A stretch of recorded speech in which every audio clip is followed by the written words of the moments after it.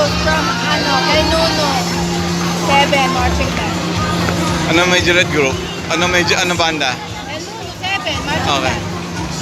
band. Sabihin mo yung question at anong sagot. Ang question ay, who created the independent municipality of Angono in 1938 from being a pueblo in 1766 and a barrio of Taytay?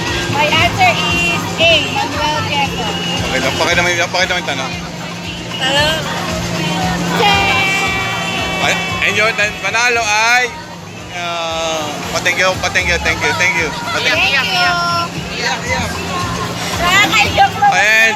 And the next, and here is the next winner. What is your name at anong banda?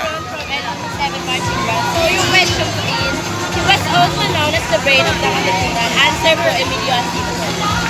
Emilio Asisto. Pakita mo yung tanong. Thank you po.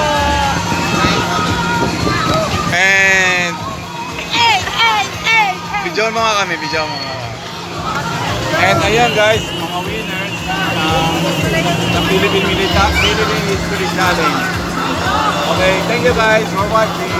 Thank you po.